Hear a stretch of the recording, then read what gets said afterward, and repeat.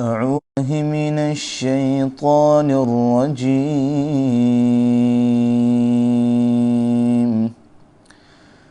بسم الله الرحمن الرحيم.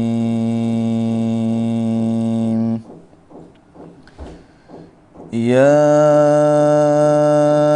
أيها النبي جاهد الكفار والمنافقين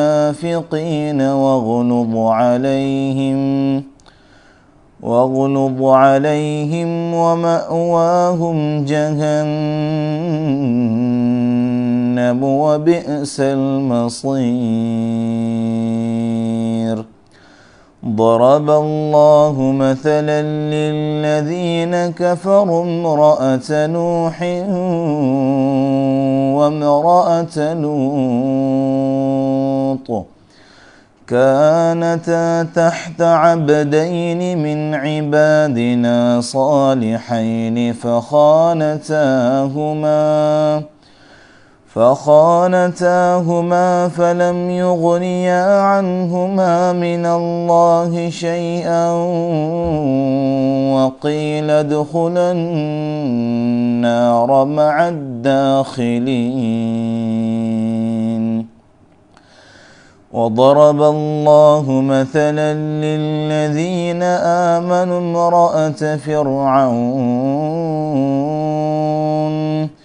إذ قالت رب ابن لي عندك بيتا في الجنة ونجني من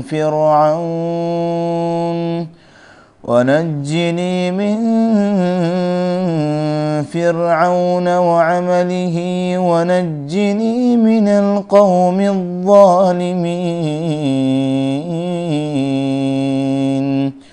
ومريم ابنة عمران التي أحصنت فرجها فنفخنا فيه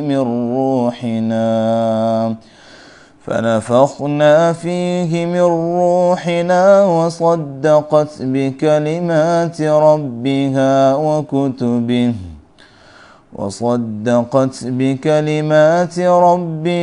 وكتبه وكانت من القانتين.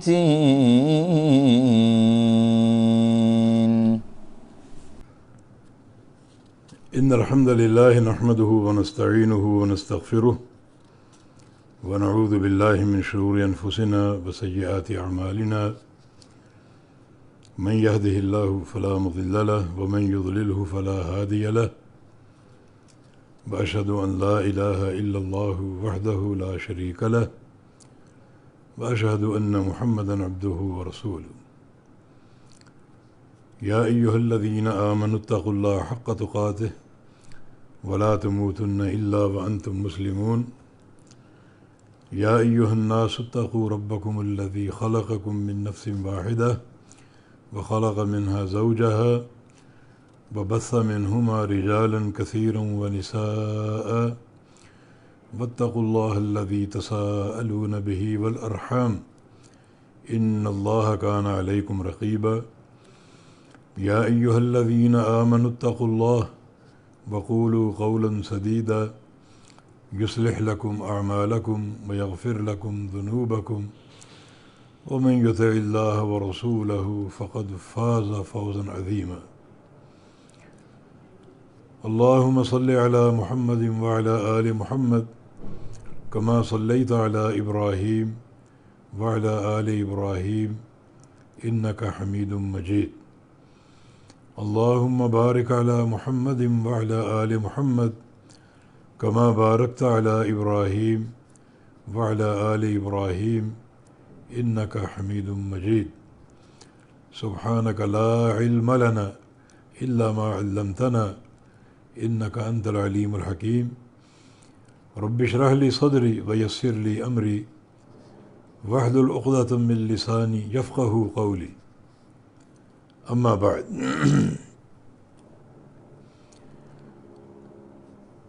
काबिल क़दर और काबिल एहतराम सामीन हज़रात, अस्सलामु अलैकुम वरहमतुल्लाहि वबरकातुहू। सूरह तहरीम کی تفسیر جاری ہے، اور آج ہم آیت نمبر 9 سے شروع کریں گے بالتوفیق بید اللہ تعالی۔ فرمایا کہ یا ایھا النبی جاہد الکفار والمنافقین واغلظ علیہم، اے نبی جاہد جہاد کرو، امر کا صیغہ ہے یہ، جو جہاد کی فرضیت کی دلیل ہے۔ جہاد کرو کس سے؟ الکفار، کفار سے، کافروں سے، والمنافقین اور منافقوں سے، واغلظ علیہم اور سختی کرو ان پر۔ یہ واغلظ غلظہ سے سختی، اور سختی کرو علیہم ان پر۔ ومأواہم جہنم اور ٹھکانہ ان کا جہنم ہے۔ وبئس المصیر اور بہت ہی بری جگہ ہے وہ، بہت ہی برا ٹھکانہ ہے وہ، جہاں وہ لوٹ کر جائیں گے۔ اس آیت کریمہ میں اللہ رب العزت اپنے نبی سے مخاطب ہے، مگر یہ خطاب نبی کے توسط سے پوری امت کے لیے جہاد کے حوالے سے۔ جہاد کا فریضہ پوری امت پر قائم ہے، اور جہاد کن سے کرنا ہے؟ دو قسم کے لوگ ہیں، کفار اور منافقین۔ کفار سے مراد وہ لوگ جنہوں نے اسلام قبول نہیں کیا، کلمہ نہیں پڑھا، دائرہ اسلام میں داخل نہیں ہوئے، منکر ہیں، معاند ہیں، وہ سارے کے سارے کفار ہیں، جیسے مشرکین مکہ کے، یہود ہیں، نصارہ ہیں، مجوسی ہیں۔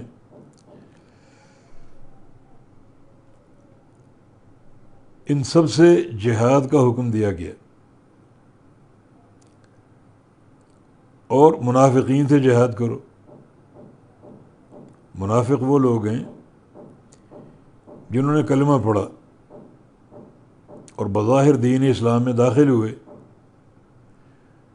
مگر انہوں نے دل سے اسلام کو قبول نہیں کیا، دل سے اسلام کا انکار ہے، نفرت ہے، اوپر اوپر سے مسلمانوں کا ساتھ دیتے ہیں اور عمل کی کوشش کرتے ہیں، مگر ان کے دل دولت ایمان سے خالی، اور ان کا جھکاؤ کفار کی طرف ہے قلبی طور پر۔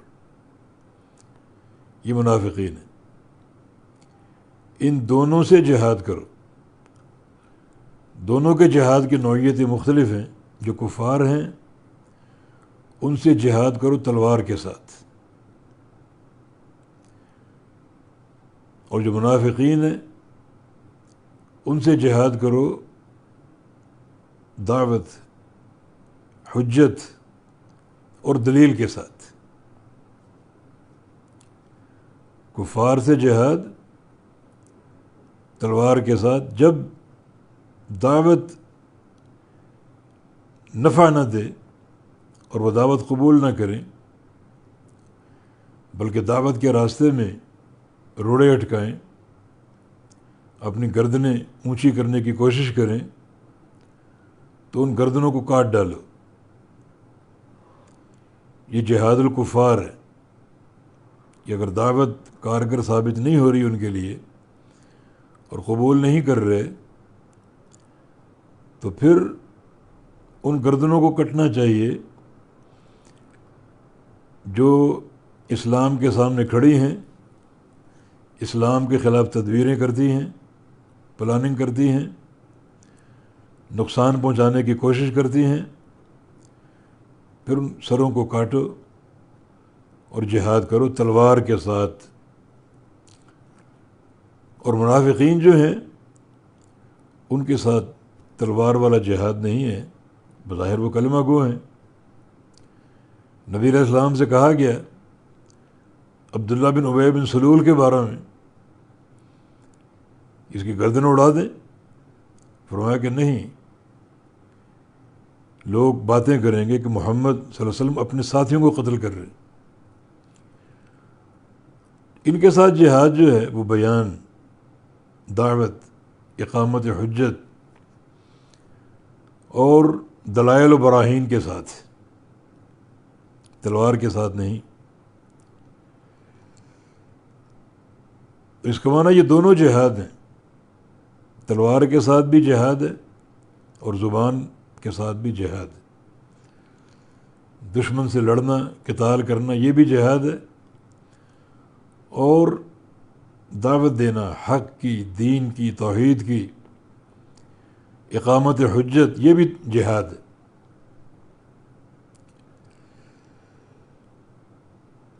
اور وغلظ علیہم، ان پر سختی کرو، کفار پہ بھی منافقین پہ بھی، یعنی سختی دونوں پر ہوگی۔ کفار سے سختی سے مقابلہ کرو، جب وہ سامنے آ جائیں تو خوب مارو انہیں، خوب جو قتل کا بازار گرم کرو، ان کے ٹکڑے ٹکڑے کر دو۔ یہ سختی کفار کے ساتھ، اس سختی کا فائدہ کیا ہے؟ یہ دوسرے لوگوں کے لیے نشان عبرت بنے گا، کل ہمارے ساتھ بھی یہ سلوک ہو سکتا ہے وہ اسلام کے بارے میں سوچیں، غور کریں، نرم گوشہ اپنائیں اور دعوت دین قبول کر لیں۔ تو سختی کرو تاکہ وہ نشان عبرت بن جائیں دوسروں کے لیے، اور منافقین پر بھی سختی کرو جہاں سختی کا موقع ہو۔ ویسے قولا لہ قولا لینا، نرم بات کرنا، یہ دعوت کے آداب میں سے، اور یہ بات فرعون کے بارے میں کی گئی۔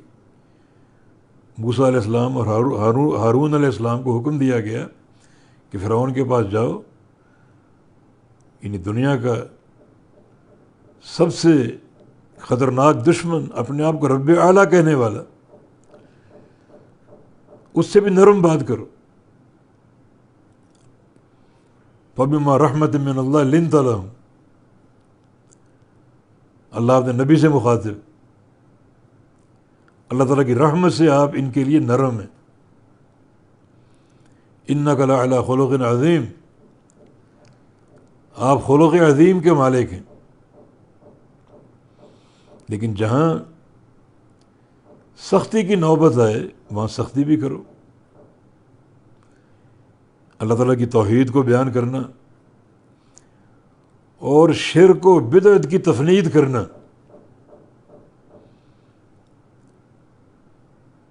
یہ مذمت شرک و بدعت کی، یہ نرم الفاظ سے نہیں ہوتی، سختی برتنی پڑے گی، کیونکہ شرک کا انجام سیدھا جہنم ہے، کوئی معافی کی صورت نہیں۔ ان اللہ لا یغفر ان یشرک بہ یغفر ما دون ذلک لمن یشاء، شرک کی کوئی معافی نہیں، اور اللہ شرک کے علاوہ جس گناہ کو چاہے معاف کر دے۔ تو جس گناہ کی معافی نہیں ہے، جس گناہ کا انجام جہنم کی آگ ہے، اس گناہ سے ڈرانا بڑے سخت الفاظ میں ہوگا۔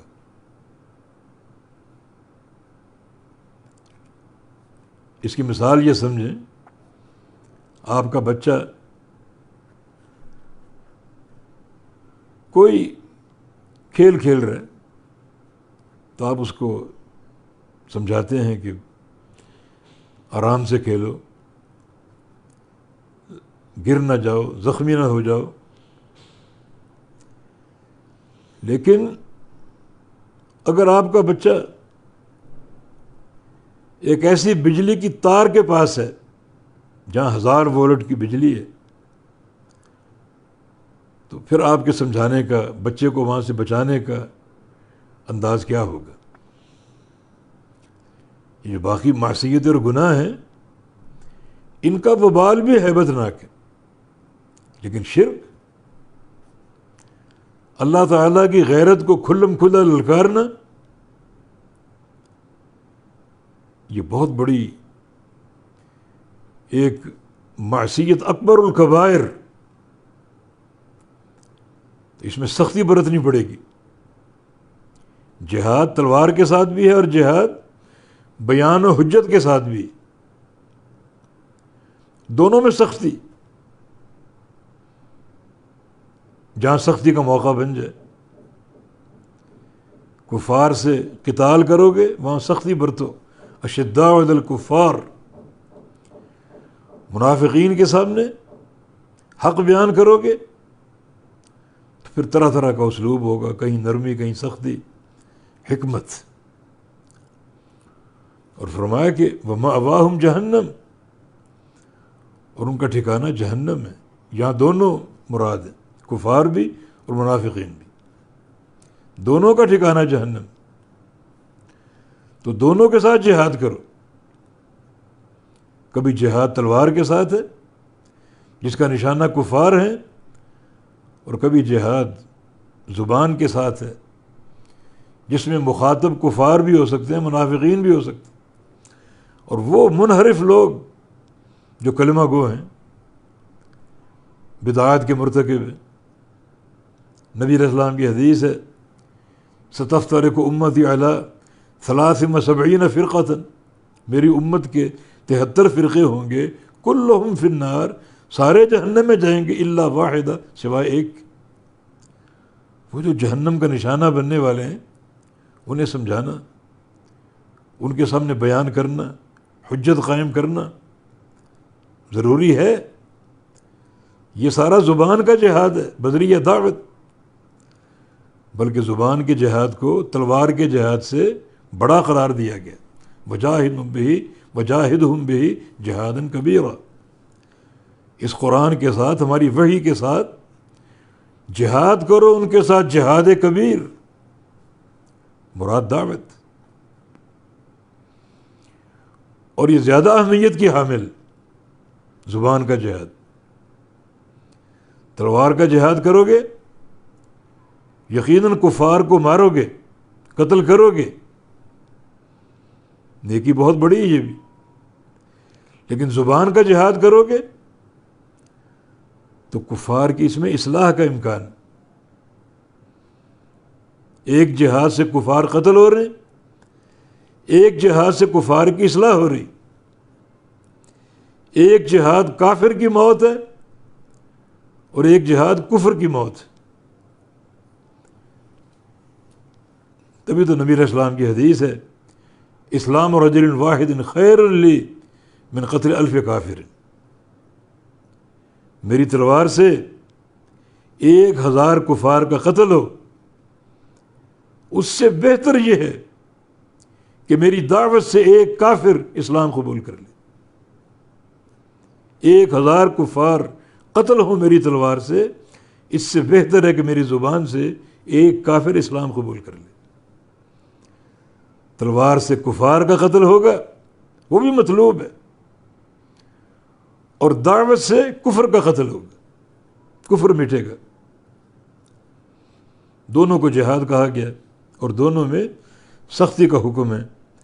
وَمَأْوَاهُمْ جہنم، اور ٹھکانہ ان کا جہنم ہے، کفار کا بھی اور منافقین کا بھی۔ اگر کافر اپنے کفر پر قائم ہے اور منافق اپنے نفاق پر قائم ہے تو دونوں کا ٹھکانہ جہنم ہے۔ وَبِئْسَ الْمَصِيرُ، اور برا ٹھکانہ ہے وہ جہاں وہ لوٹ کر جائیں گے، بری جگہ ہے وہ، ہیبت ناک عذاب ہے، شدید ترین عذاب ہے، دردناک عذاب ہے، اہانت کرنے والا عذاب ہے جس کو انسان برداشت نہیں کر سکتا۔ ضرب اللہ مثلا للذین کفروا امرأة نوح وامرأة لوط،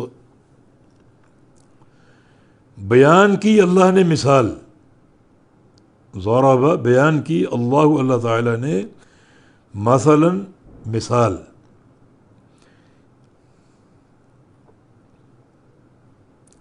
یہ ضرب اس کا مفعول مثلا جب ہوگا تو یہ بیان کرنے کے معنی میں ہوگا. مثال بیان کی اللہ تعالیٰ نے. مثال سے مراد یہ ہوتا ہے کہ ایک شے جس کو آپ جانتے ہیں اس شے پر کسی ایسی چیز کی صورت آپ کے سامنے بیان کرنا جو مخاطب نہیں جانتا، تاکہ مثال سے بات واضح ہو جائے. مثال سے بات واضح ہو جائے. اور مثال بیان کرنا یہ قرآن کا بڑا بلیغ اسلوب ہے. مثالوں سے حقائق کی وضاحت ہوتی. زید بہادر ہے، بہادری واضح ہو رہی ہے، لیکن زید شیر کی طرح بہادر ہے تو اس سے بہادری اور زیادہ نمایاں ہوتی تمثیل کے اسلوب سے. تو اللہ رب العزت نے یہاں مثال بیان کی. کن کے لیے؟ للذین کفروا، ان لوگوں کے لیے جنہوں نے کفر کیا. یہ مثال کافروں کے لیے. کفار کو غور و فکر کی دعوت ہے. مثال کس کی بیان کی؟ امرأۃ نوح، نوح علیہ السلام کی بیوی کی.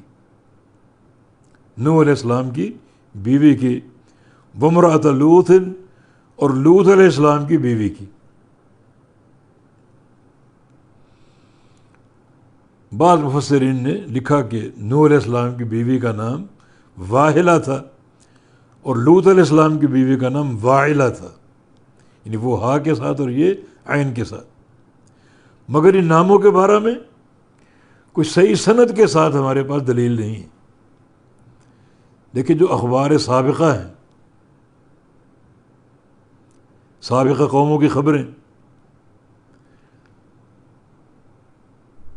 ان کی معرفت، صحیح معرفت دو چیزوں پر ہے. یا وہ خبر قرآن میں ہو یا وہ خبر نبی علیہ السلام کی حدیث سے ہو. باقی اہل کتاب اگر بیان کریں اور وہ چیز ہم تک صحیح سند سے پہنچ جائے تو اس کی نہ ہم تصدیق کریں نہ اس کی تکذیب کریں. لا تصدقوا اہل الکتاب ولا تکذبوا. اہل کتاب کو خبر دیں تمہیں سابقہ کسی امت کی، قوم کی، نہ اس کو سچا جانو نہ اس کو جھوٹا کہو. لیکن اگر قرآن خبر دے، حدیث خبر دے، وہ خبر سچی، وہ اللہ کی طرف سے ہے. ومن اصدق من اللہ قیلا، وہ خبر صادق المصدوق محمد مصطفیٰ علیہ السلام کی طرف سے ہے. وما ينطق عن الهوى، جو اپنی خواہش سے بات نہیں کرتے. ان هو الا وحی یوحی، اللہ کی وحی سے بات کرتے ہیں. تو یہ دو نام جو ہم نے ذکر کیے، نوح علیہ السلام اور لوط علیہ السلام کی بیویوں کا، ایک کا نام واحلہ اور ایک کا نام واعلہ، یہ تفسیری کتب میں ہے لیکن کسی صحیح سند سے ہم تک نہیں پہنچے. بہرکیف ایک نوح علیہ السلام کی بیوی اور ایک لوط علیہ السلام کی بیوی، ان کی مثال اللہ نے بیان کی کافروں کے لیے، کافروں کی ہدایت کے لیے، کافروں کے غور و فکر کے لیے اور کافروں کو ایک دعوت دینے کے لیے. کافر کو نہیں کیوں؟ کافروں کے غور و فکر کے لیے کیوں؟ کہ دیکھو یہ دونوں عورتیں نبی کی بیویاں تھیں. ایک نوح علیہ السلام جنہوں نے 950 سال اللہ کی توحید بیان کی. سلام علی نوح، نوح کو سلام. اولو العزم نبی ہے اور اس کی بیوی مسلمان نہیں تھی، کفر پر قائم رہی. اے کافرو سنو، اتنے بڑے نبی کی بیوی ہونے کے باوجود وہ نبی ان کے لیے کچھ نہیں کر سکا، نہ کچھ کر سکے گا۔ یہ تعلق اور یہ نسب، اس کی کوئی حیثیت نہیں ہے۔ اخروی کامیابی اور اللہ کے ہاں معزز ہونا اطاعت اور تقوی پر ہے، ایمان لانے پر۔ اس لیے کفار کی لمحہ فکری ہے کہ نوح علیہ السلام نبی ہیں، اولو العزم نبی ہیں، 950 سال توحید کی خدمت کی، مگر چونکہ ان کی بیوی کافر تھی تو یہ تعلق اس بیوی کے کوئی کام نہ آ سکا۔ کام کیا آئے گا؟ عمل، ایمان۔ تو اے کفار، تمہارے پاس تو یہ علائق بھی نہیں، کس زعم پر کفر کرتے ہو؟ نبی کی بیوی اگر کافر ہے تو یہ تعلق اس بیوی کے کوئی کام نہ آ سکا اور نہ آ سکے گا، جہنم ٹھکانا ہوگا۔ تو پھر یہ مثال کفار کے غور و فکر کے لیے۔ اللہ فرما رہا کانتا تحت عبدین من عبادنا صالحین، وہ دونوں عورتیں، نوح کی بیوی اور لوط کی بیوی، وہ تھیں تحت عبدین، ہمارے 2 بندوں کے نیچے، یعنی ان کے نکاح میں، من عبادنا، ہمارے بندوں میں سے 2 بندوں کے نیچے تھیں، صالحین، اور وہ دونوں نیک بندے تھے، دونوں نبی تھے۔ فخانتاہما، پس ان دونوں عورتوں نے اپنے اپنے نبی کی، اپنے اپنے شوہر کی خیانت کی۔ خیانت سے کیا مراد؟ یعنی اسلام نہیں لائیں، کفر پہ قائم رہیں، نفاق پہ قائم رہیں۔ اگر بظاہر اسلام قبول کر بھی لیا ہو تو دل سے قبول نہیں کیا، منافق۔ یا کفر پہ قائم تھی یا نفاق پر قائم تھی۔ خیانت سے مراد بدکاری نہیں ہے۔ عبداللہ بن عباس مرفوعاً اور موقوفاً بھی روایت کرتے ہیں، کسی نبی کی بیوی بدکار نہیں، کافرہ ہو سکتی، فاسقہ ہو سکتی، بدکار نہیں ہو سکتی کسی نبی کی بیوی۔ ہر نبی کی بیوی بدکاری سے پاک۔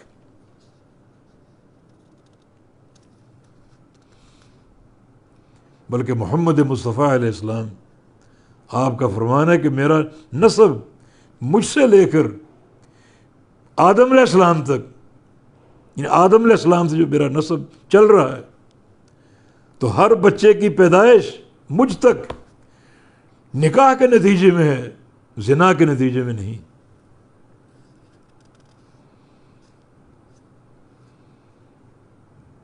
یہ نبی کی تکریم ہے۔ یہ نبی کی بیوی اس معنی میں خائن نہیں ہو سکتی کہ وہ زنا کا ارتکاب کرے۔ تو یہاں خیانت سے مراد کیا ہے؟ یا تو اسلام قبول نہیں کیا، کفر پہ قائم رہی، یا قبول کیا بھی تو ظاہراً نفاق، اندر ان کے بغض تھا اسلام سے، نفرت تھی اور کراہت تھی۔ یہ فخانتاہما، ان دونوں نے خیانت کی، ان دونوں کی، یعنی اپنے اپنے نبی کی، اپنے اپنے شوہر کی۔ فلم یغنیا عنہما من اللہ شیئا، تو وہ دونوں، نوح علیہ السلام اور لوط علیہ السلام، دونوں کفایت نہ کر سکے عنہما، ان سے، من اللہ، اللہ تعالیٰ سے، اللہ تعالیٰ کے امر سے، اللہ تعالیٰ کے عذاب سے، شیئن، کچھ بھی۔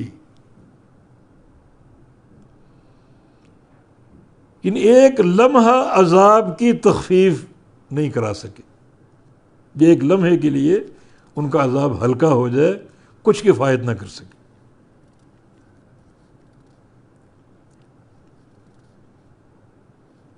کچھ کام نہ آ سکے۔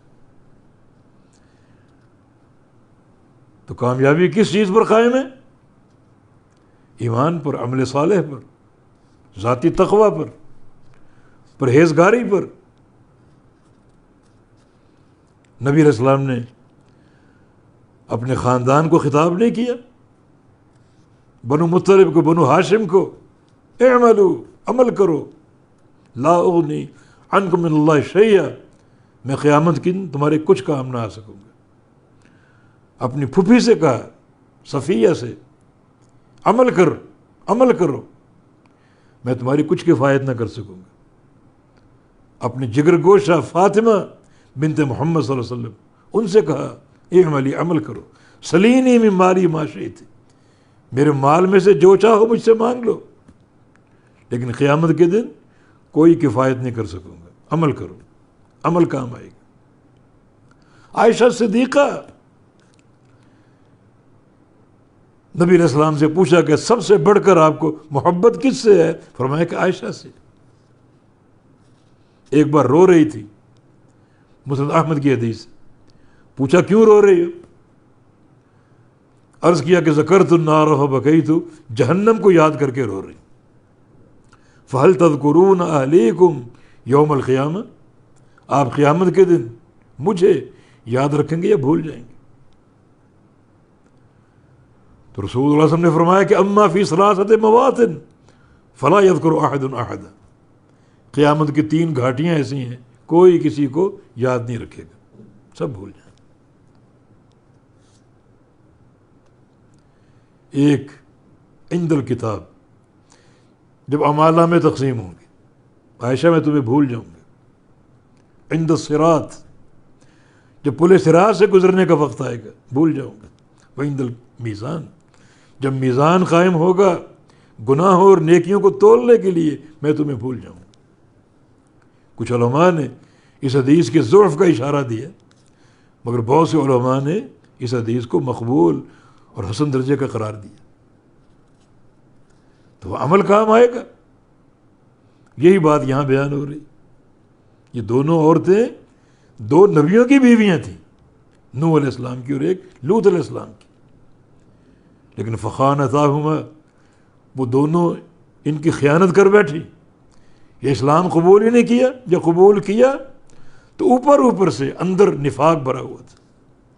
تو پھر یہ دونوں نبی اپنی بیویوں سے کچھ کفایت نہ کر سکے، اللہ تعالیٰ کے عذاب سے بچانے کے لیے کچھ کام نہ آ سکے، نہ کام آ سکیں گے کہ ایک لمحہ کے لیے ان کے عذاب کو ہلکا کر دیا جائے، نہیں۔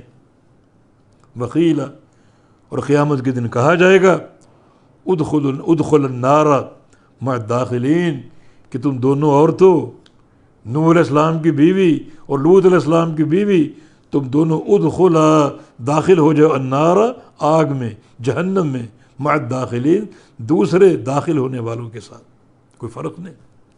جس طرح عام کفار جہنم میں داخل ہوں گے، تم بھی انہی کی طرح داخل ہو جاؤ، کوئی تمہارا درجہ الگ نہیں ہوگا، وہاں تمہیں کوئی رعایت نہیں دی جائے گی۔ جو عام کفار ہیں، منکر معاند، ان کے ساتھ تم بھی جہنم میں داخل ہو جاؤ۔ عمل صالح کام آئے گا۔ باقی جہاں تک شفاعت کا معاملہ ہے، شفاعت حق ہے، انبیاء شفاعت کریں گے، فرشتے شفاعت کریں گے، اور سب سے بڑے شافع محمد مصطفیٰ علیہ السلام شفاعت کریں گے، مگر جن کی کریں گے اپنی مرضی سے نہیں۔ یحد لہم حدا، اللہ حد مقرر کرے گا کس کی شفاعت کرنی اور کس کی نہیں کرنی، اللہ جانتا ہے۔ ولا یشفعون الا لمن ارتضى، شفاعت کرنے والے نہیں شفاعت کریں گے مگر صرف اس کی جس کی شفاعت میں اللہ راضی ہوگا، اپنی مرضی سے نہیں۔ اور اللہ کس کی شفاعت کروائے گا؟ جن کے پاس توحید خالص، مشرکین معاند ہیں، اللہ کی غیرت کو للکارنے والے ہیں، وہ شفاعت کے حقدار نہیں۔ اسعد الناس بشفاعتی یوم القیامہ من قال لا الہ الا اللہ خالصا من قلبہ، وہ خوش نصیب لوگ ہیں قیامت کے دن جن کو میری شفاعت حاصل ہوگی، جنہوں نے لا الہ الا اللہ بالکل خالص اور مخلص ہو کر پڑھا، کوئی آمیزش نہیں، کوئی ملاوٹ نہیں شرک کی، ایک ذرے کی بھی نہیں، سوئی کے ناکے کے برابر بھی نہیں۔ توحید خالص. تو یہ شفاعت ہوگی، مگر اس شفاعت میں جو مشروع ہے، جس کی شفاعت کی جا رہی ہے، اس کے ذاتی عقیدے کا عمل دخل ہے. بغیر عقیدے کے نہیں، بغیر محنت کے نہیں. اخروی کامیابی کے تصور ذاتی عمل کے ساتھ، ذاتی عقیدے کے ساتھ. تو شفاعت ضرور ہوگی، حق ہے یہ، مگر جس کی شفاعت کی جا رہی اس کا بھی عمل دخل ہے، اس کے کردار کا، اس کے عقیدے کا اور اس کے عمل کا. تو یہ دو مثالیں ہوگی کفار کے لیے. کچھ سمجھنے کی کوشش کرو، اتنا بڑا تعلق موجود ہے ان دونوں خواتین کے لیے، نبی سے تعلق، نبی کی بیویاں، نبی کے نکاح میں. ایمان نہیں لائی، عاقبت برباد ہو گئی، اور یہ نبی بھی کچھ کفایت نہ کر سکیں، کچھ کام نہ آ سکیں. اور قیامت کے دن عام کفار کے ساتھ، معاندین کے ساتھ، منافقین کے ساتھ انہیں بھی جہنم میں ڈال دیا جائے گا. دوسری مثال، وضرب اللہ مثلا للذین آمنوا، اور بیان کی اللہ نے مثال ایمان والوں کے لیے. پچھلی مثال کفر والوں کے لیے تھی، یہ مثال ایمان والوں کے لیے ہے. کس کی مثال؟ امرأۃ فرعون، فرعون کی بیوی کی، فرعون کی بیوی کی. اور آگے مریم بنت عمران علیہم السلام. یہ دو مثالیں، یہ دو مثالیں اہل ایمان کے لیے. ایک فرعون کی بیوی، یہ آسیہ بنت مزاحم، یہ نام صحیح حدیث سے ثابت ہے. آسیہ بنت مزاحم فرعون کی بیوی تھی، اسلام قبول کر لیا. ہمیں ان کے اسلام قبول کرنے کی شہادت نبی علیہ السلام کے فرامین سے مل گئی، قرآن کی آیت سے مل گئی. باقی اس میں واقعات، قصے، کہانیاں، ان کی صحت ثابت نہیں. تو یہ فرعون کی بیوی آسیہ بنت مزاحم، ان کی مثال اہل ایمان کے لیے. کیوں اہل ایمان کے لیے کیا مثال؟ اہل ایمان کے لیے مثال یہ ہے کہ تمہارا ایمان بھی آسیہ کے ایمان جیسا ہونا چاہیے. انہوں نے سختیاں برداشت کی، فرعون کا تشدد سہا، اس کے ظلم کو برداشت کیا، اور صبر عظیم کا مظاہرہ کیا. تم بھی اگر کوئی ایسے مراحل آ جائیں تمہاری زندگی میں، تمہارا ایمان بھی، تمہاری استقامت بھی، تمہارا صبر بھی آسیہ علیہ السلام کے صبر جیسا ہو. یہ مثال تمہارے لیے.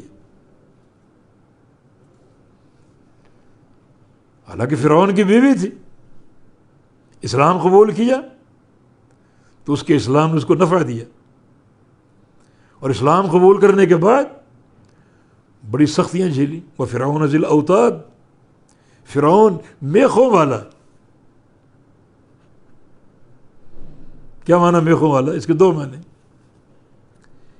ایک یہ کہ بڑی بڑی میخوں والا، بڑا اس کا لاؤ لشکر تھا،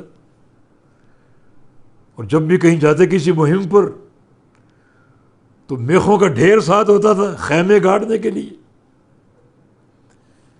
اپنی فوج کو ٹھہرانے کے لیے. یہ معنی بڑی میخوں والا، بڑے بڑے کیلوں والا، بڑے بڑے قلوں والا. اور ایک معنی یہ کہ ظلم کرتا، تشدد کرتا. جو اسلام قبول کرتے، یہ جو بھی مجرم ہوتے، ان کے ہاتھوں پاؤں میں میخیں ٹھوک کر. اور یہ تشدد اس نے اپنی بیوی آسیہ پر بھی کیا. اس نے اسلام قبول کر لیا، سختیاں جھیلیں، سختیاں برداشت کی. اس سے پہلے وہ محل میں رہتی تھی، عیش و عشرت کی زندگی تھی. اسلام قبول کر لیا، سب چھین لیا گیا، صبر کیا. دھوپ میں لٹایا گیا، صبر کیا. ہاتھوں پاؤں میں میخیں گاڑی گئیں، صبر کیا۔ یہ مثال اہل ایمان کے لیے کہ تمہاری زندگی میں کوئی کٹھن صورتحال آ جائے، تم نے بھی صبر کرنا ہے۔ یہ خاتون استقامت کا پہاڑ بن گئی۔ یہ مثال تمہارے لیے کہ اسلام کی خاطر، اللہ کی رضا کے لیے سختیوں کو برداشت کرنا، ظلم و تشدد کو سہنا، مگر توحید سے تنازل اختیار نہ کرنا، یہ اہل ایمان کے لیے مثال۔ اب یہ مثال فرعون کی بیوی کی، آسیہ علیہ السلام کی، اذ قالت، جب کہا اس نے، یعنی فرعون کی بیوی نے، آسیہ نے، رب ابن لی عندک بیتا فی الجنہ، ربی، اے میرے رب، اے میرے رب، ابن لی، بنا میرے لیے، بنا یبنی سے امر کا صیغہ، اور یہ امر حکم نہیں ہے، یہ امر برائے درخواست ہے۔ اگر بڑے کی طرف سے امر ہو وہ حکم ہے، چھوٹے کی طرف سے اگر امر کا صیغہ ہو تو وہ درخواست کے معنی میں۔ ہم جو اللہ تعالیٰ سے باتیں کرتے ہیں، اللہم اغفر لی، یا اللہ مجھے بخش دے، اللہم ارحمنی، یا اللہ مجھ پر رحم فرما، اللہم ارزقنی، یا اللہ مجھے روزی عطا فرما، اللہم عافنی، مجھے عافیت دے دے، تو اللہ کو حکم نہیں دے رہے، یہ چھوٹوں کی طرف سے اس بڑی ذات کے لیے استدعا، درخواست، ایک طلب جو تواضع سے بھرپور۔ تو کہا آسیہ نے، فرعون کی بیوی نے، ربی، اے میرے رب، ابن لی، بنا میرے لیے، عندک، اپنے پاس، بیتن، گھر، فی الجنہ، جنت میں، اپنے پاس میرے لیے گھر بنا جنت میں۔ دو چیزیں مانگی، ایک جنت، دوسرا اللہ کا پڑوس اپنے پاس بنا، جو اس کا پڑوس مل جائے تو کتنا اونچا درجہ، کتنا بہترین درجہ ہے، اللہ کا پڑوس۔ عربی میں ایک مقولہ مشہور ہے، الجار قبل الدار۔ اگر کوئی گھر لینا چاہ رہے ہو تو گھر دیکھنے سے پہلے اپنے پڑوسی کو دیکھو، پڑوسی کیسے۔ اس لیے پڑوسی کے بڑے حقوق بیان ہوئے۔ نبی علیہ السلام کی حدیث ہے کہ ما تعالی جبریل یوصینی بالجار حتی ظننت ان یورثہ، کہ جبریل جب بھی آتے پڑوسی کے ساتھ حسن سلوک کی نصیحت کرتے، حتیٰ کہ مجھے یقین ہوتا چلا گیا کہ ان قریب پڑوسی کو بھی جائیداد میں وارث بنایا جائے گا، جیسے بیٹا وارث ہوتا ہے، بیٹی وارث ہوتی ہے، بیوی وارث ہوتی ہے، اس سے پڑوسی بھی وارث ہو، بڑے حقوق۔ تو ایسا پڑوسی جو پڑوس کے معاملات کو سمجھتا ہو، پڑوس کے حقوق کو جانتا ہو۔ تو مریم علیہ السلام کی یہ دعا، بڑی جامعیت، دو چیزیں مانگی، ایک جنت اور جنت میں اللہ کا پڑوس۔ اللہ کے پڑوس کا ایک معنی یہ ہے کہ جنت الفردوس عطا فرما دے، جنت الفردوس، وہ سب سے قریبی جنت ہے اللہ کے عرش کی۔ نبی علیہ السلام کی حدیث ہے، اذا سألتم اللہ فاسألوا الفردوس، اللہ تعالیٰ سے جب بھی مانگو فردوس مانگو، جنت الفردوس، فإنہ أعد الجنہ وأوسطها، کہ وہ سب سے اونچی جنت اور سب سے بہترین جنت۔ وفوقہ عرش الرحمن، جنت الفردوس کے اوپر رحمان کا عرش، معنی جنت الفردوس جو ہے اس کا چھت رحمان کا عرش ہے۔ تو جنت الفردوس میں داخل ہونے والا اللہ کے پڑوس میں آ گیا، سب سے قیمتی جنت۔ وَمِنْهُ تَفَجَّرُ أَنْهَارُ الْجَنَّةِ، اور جنت الفردوس ہی سے ساری جنتوں کی نہریں پھوٹتی، تمام نہریں، ان کا آغاز جنت الفردوس سے ہوتا ہے، اور وہیں سے ہر جنت میں سپلائی ہوگی۔ تو اللہ تعالیٰ کا پڑوس مانگنا، سیدھا اس معنی اس کا جنت الفردوس کا سوال۔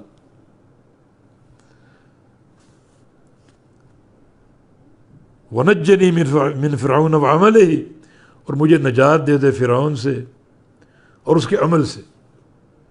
اس کے عمل سے مراد اس کا ظلم، اور اس کے عمل سے مراد اس کا کفر، اس کا عناد، ہر چیز سے بچا لے، مجھے نجات دے دے.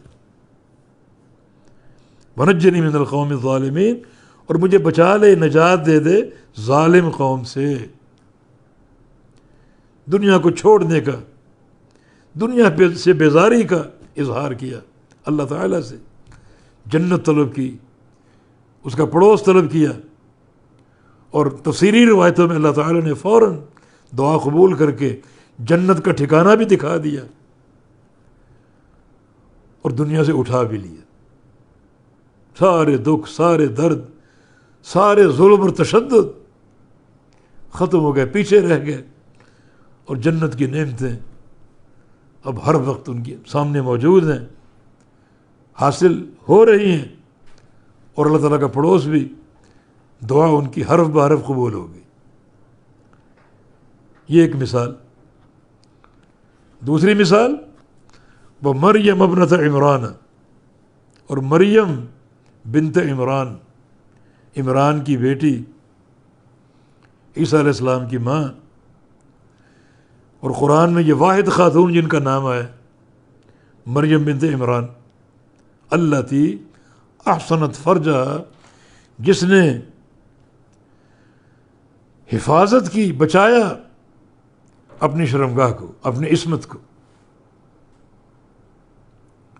فرج جس کی جمع فروج، شرمگاہ کا معنی بھی، عصمت کا معنی بھی ہے.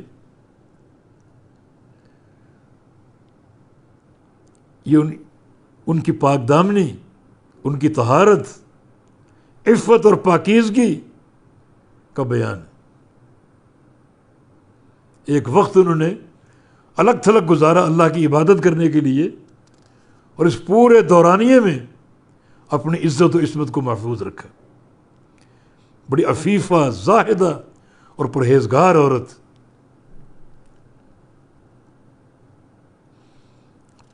تو مریم بیٹی عمران کی، التی جس نے احسنت بچایا اور محفوظ رکھا، حفاظت کی اپنی شرمگاہ کی، اپنی عصمت کی. فرج کا معنی شرمگاہ بھی ہے، اور فرج جو انسان لباس پہنتا ہے، اس لباس میں جو جیبیں وغیرہ ہوتی ہیں، کیونکہ وہ جیب بھی ایک طرح کا سوراخ ہوتا ہے، تو ان جیبوں کو بھی فرج کہا گیا ہے یا کہا جا سکتا ہے. اللہ تعالیٰ کا فرمان ہے، افلم ينظروا الى السماء فوقهم کیف بنیناها وزیناها وما لها من فروج.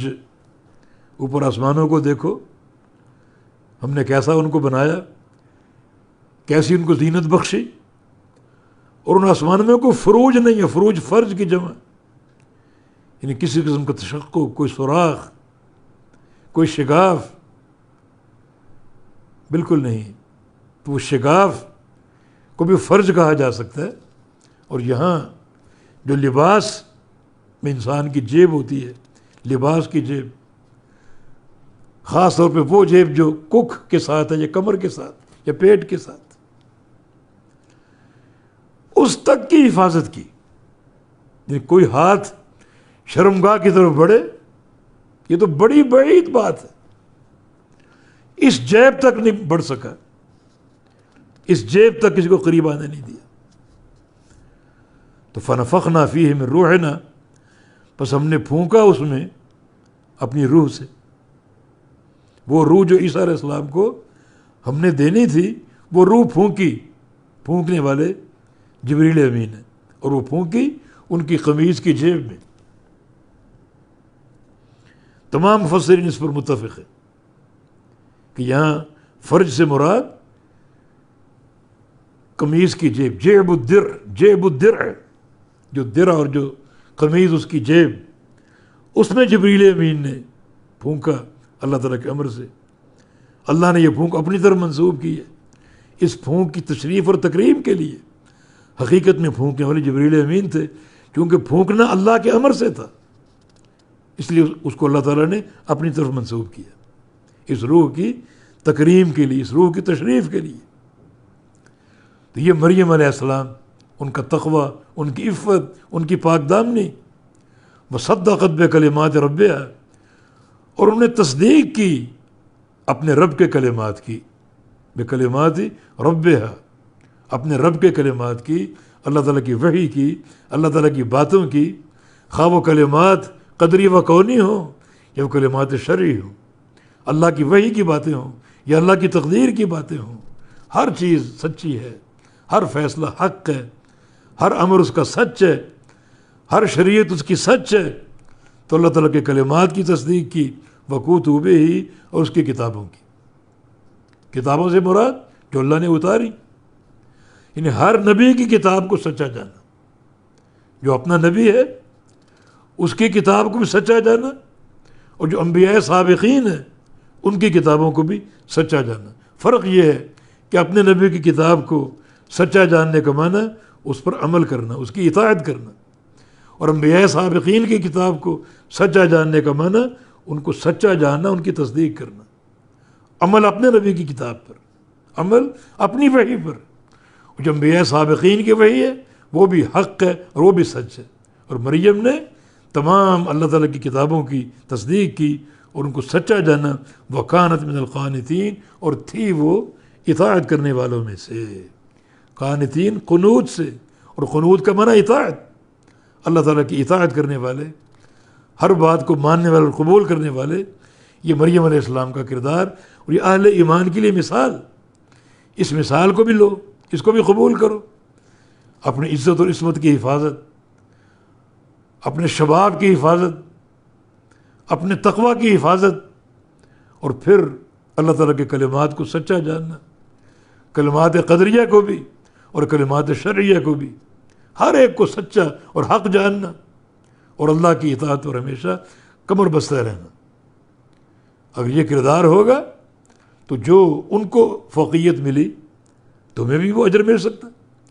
نبی علیہ السلام کی حدیث ہے کہ کامل من الرجال کثیر، مردوں میں سے بہت سے مرد کامل ہوئے، ان میں کوئی نقص نہیں، جیسے محمد مصطفیٰ علیہ السلام، ابراہیم علیہ السلام، موسیٰ علیہ السلام، عیسیٰ علیہ السلام، نوح علیہ السلام، بے شمار مرد کامل ہوئے۔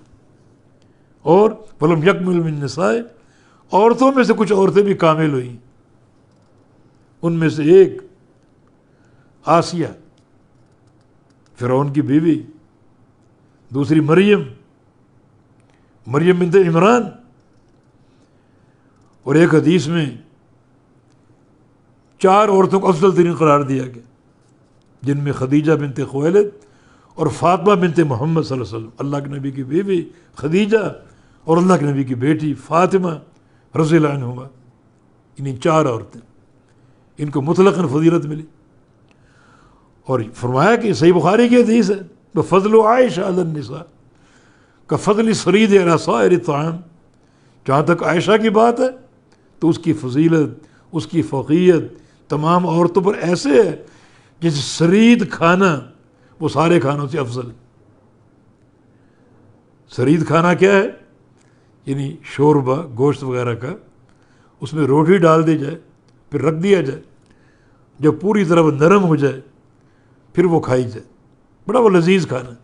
اللہ کے پیارے پیغمبر کو سرید کھانا پسند تھا۔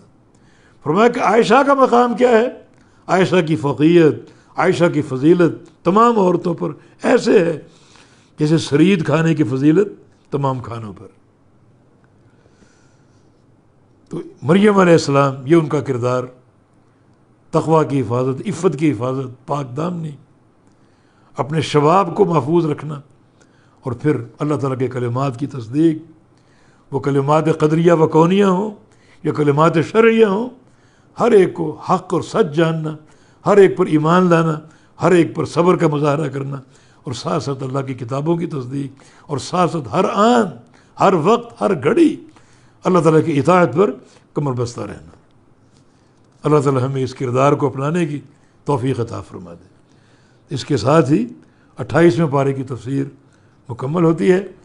انشاءاللہ آئندہ کا درس جو ہے وہ چند دروس ہمارے کتاب الرقاق صحیح بخاری کے، شاید آپ کو یاد ہو، یعنی گزشتہ سال جب کورونا کا ایک دورہ تھا تو ہم نے گھر سے کتاب الرقاق صحیح بخاری کا درس دیا تھا، کچھ باب اس کے باقی رہ گئے، تو انشاءاللہ وہ مکمل کر کے پھر ہم تفسیر کا آغاز کر دیں گے۔ اللہ پاک توفیق عطا فرمائے، اللہ تعالیٰ عمل کی توفیق دے، اللہ میرے ظاہر و باطن کو تقویٰ کے نور سے منور فرما دے اور تقویٰ کی زینت سے آراستہ فرما دے۔ اقول قولی ھذا واستغفر اللہ لی ولکم وآخر دعوانا ان الحمد للہ رب العالمین۔